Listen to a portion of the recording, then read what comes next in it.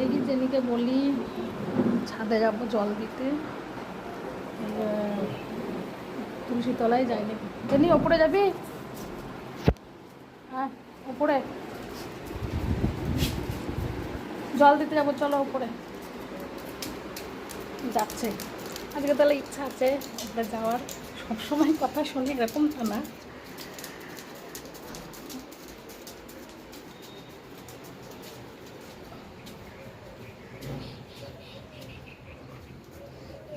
বসো এখানে, বসো বসো এখানে, বস।